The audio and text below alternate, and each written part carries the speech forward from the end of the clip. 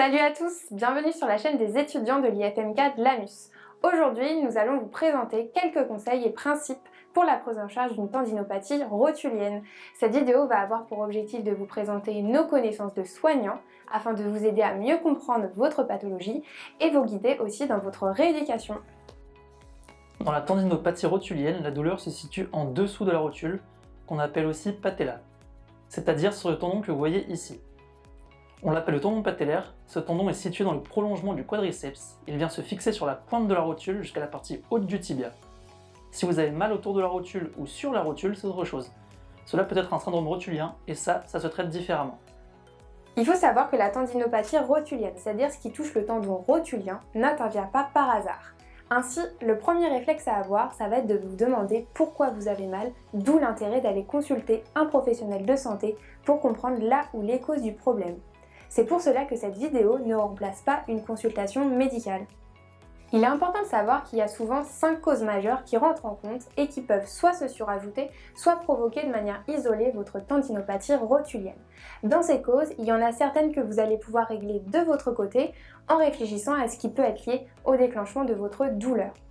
La première chose qui ressort, c'est une augmentation trop importante du volume d'entraînement ou de l'intensité de l'activité physique, ce qu'on appelle aussi le surentraînement. Deuxièmement, cela peut être dû à une activité physique sur des surfaces trop dures, donc des surfaces type bitume ou route. Cela peut être aussi causé par un manque de souplesse, ce qui signifie qu'il y a une raideur trop importante au niveau de votre quadriceps, qui est le muscle situé à l'avant de votre cuisse, et de vos ischio-jambiers, qui sont les muscles situés à l'arrière de votre cuisse. Vos douleurs peuvent aussi être dues à votre façon de courir.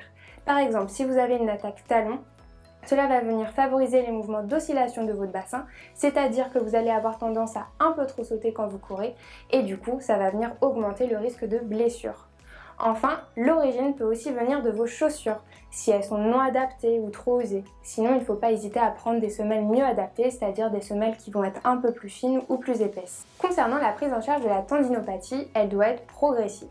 Elle se déroule donc en plusieurs étapes. Aujourd'hui, on va consacrer cette vidéo à la première phase de traitement, qui va avoir pour objectif de diminuer au maximum votre douleur.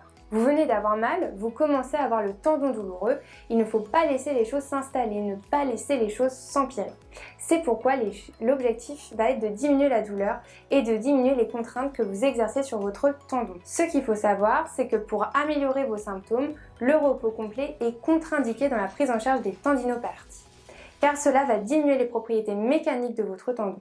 Donc certes, ça va réduire votre douleur, mais dès que vous allez remettre de la contrainte sur votre tendon, elle va venir réapparaître. Pendant cette phase, il ne faut jamais que vous forciez sur votre douleur. Vous pouvez pratiquer du sport, n'importe quel sport d'ailleurs, mais vous devez toujours vous limiter au seuil de la douleur. Si vous avez mal, ne le faites pas. Dans les dernières études scientifiques, des exercices isométriques se sont révélés efficaces pour réduire la douleur immédiatement, mais aussi 45 minutes après l'exercice. Les exercices isométriques correspondent à une contraction statique de votre muscle, c'est-à-dire que vous allez contracter votre muscle sans que votre jambe bouge. Par exemple, vous pouvez faire l'exercice de la chaise contre le mur en maintenant la contraction 45 à 60 secondes et cela 4 fois. Vous pouvez également masser le tendon comme ceci en faisant de petits mouvements d'aller-retour sur le tendon pendant 5 minutes. Cette technique va favoriser l'apport d'afflux sanguin. Attention, cet exercice peut être douloureux. Pour diminuer la douleur, vous pouvez aussi mettre de la glace 10 minutes 2 fois par jour sur votre genou. Dans cette phase, l'objectif va être aussi de conserver votre force musculaire. Si vous êtes vraiment limité dans vos gestes et ou dans vos activités sportives, vous allez pouvoir effectuer des exercices au moins pour conserver la force, ne serait-ce que du quadriceps dans un premier temps, mais aussi de l'ensemble de la jambe. Le premier exercice que vous pouvez faire, c'est de vous asseoir sur une table de rééducation ou chaise en imaginant que c'est une chaise à quadriceps, comme celle que vous pouvez avoir en salle de sport. Le but est de venir tendre votre genou et de maintenir la position 5 secondes. Puis, relâchez doucement pour revenir pied au sol. Cela permet de contracter votre quadriceps, le muscle à l'avant de votre cuisse. Réalisez cet exercice sur 20 répétitions, vous pouvez reproduire cet exercice plusieurs fois par jour. Cet exercice peut être effectué sans charge au départ,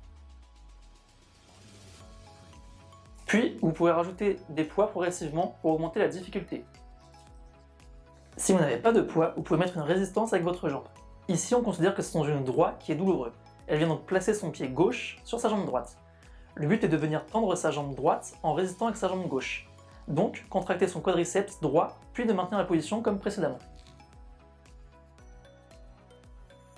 En plus de cet exercice, on vous conseille de faire un exercice tout simple de stabilité de genou.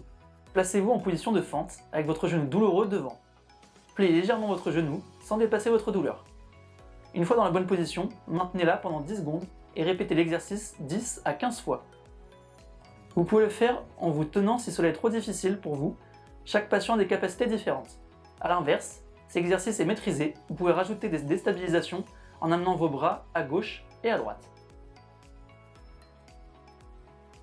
Une fois que vous avez réussi ces exercices pendant 10 jours et que ça a diminué la douleur, vous allez pouvoir passer à la phase numéro 2. Si ce n'est pas le cas, ça ne sert à rien. C'est-à-dire qu'il faut aussi continuer sur cette phase parce que si vous rajoutez des contraintes, cela risque d'entretenir voire même d'aggraver vos douleurs.